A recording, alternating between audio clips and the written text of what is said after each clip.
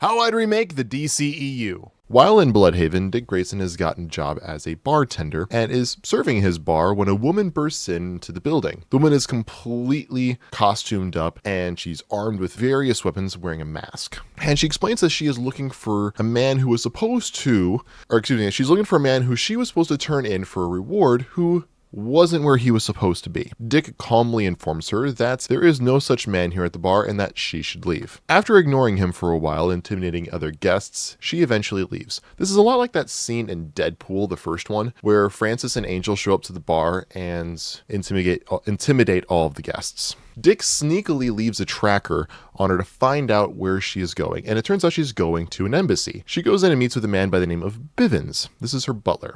Her name is revealed to be Lady Vic, and the man she's looking for is a man named Marin, a mob boss who had never paid her for a hit. Eventually, we see Nightwing and Lady Vic meet up in a battle, where Vic is wondering who he is, while Nightwing is trying to let her know that she won't find out what she's looking for. After some amount of light flirting between the two, they do end up fighting on a rooftop, which just so happens to be the same building that Mark Desmond is working in with his brother. The two crash through a window, chemicals get knocked all over the place, landing on Roland, causing him to convulse and grow exponentially. Quickly, Roland wakes up and, while in a fit of freaking out, causes him to accidentally hit and kill his brother instantly. He looks over at his lifeless family on the floor and sees Lady Vic and Nightwing fighting, and putting the dots together, Roland believes this to be their fault. After Roland starts causing mayhem, Nightwing thinks quickly and drops a smoke pellet and uses this to escape and fight another day. Vic starts sweet-talking Blockbuster and tries to get him on her side. She, of course, tells Blockbuster that the other man in the room was named as Nightwing and that he's the one who engaged her in battle, which wouldn't be true, and